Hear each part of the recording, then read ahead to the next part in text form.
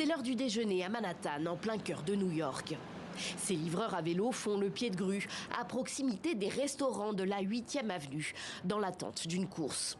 Ils sont d'origine africaine, la plupart sont demandeurs d'asile et sans permis de travail, ce qui ne les empêche pas de travailler pour les multiples plateformes de livraison en ligne qui existent aux États-Unis, comme Uber Eats ou DoorDash. Ils se débrouillent et témoignent anonymement par peur d'avoir des ennuis avec les autorités.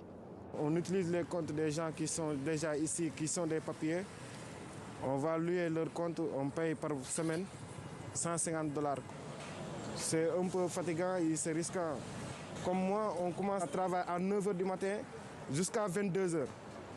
Et tu gagnes que $100 ou moins que ça, c'est un peu compliqué. Plus de 10 heures de travail, tu gagnes ça. Des journées longues, passées dehors par tous les temps. Sans cotiser pour l'assurance maladie, par exemple, malgré les risques d'accident.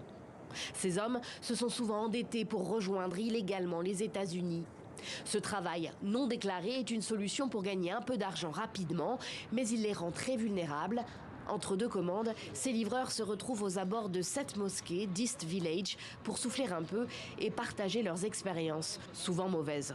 Il y a aussi des personnalités mal intentionnées. Parfois, ils volent les vélos, parfois, ils volent les nourritures que nous emportons, les sacs comme ça.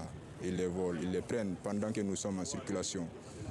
Donc, parfois, ça aussi, ça nous dérange. Parce que, imagine combien de francs pour être là, exercer ce petit métier.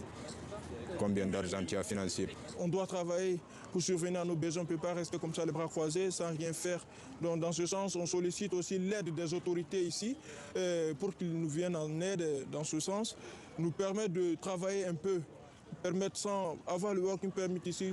Les working permits, ou permis de travail en français, ne sont accordés aux demandeurs d'asile que 180 jours au minimum après leur enregistrement auprès des autorités de la ville de New York.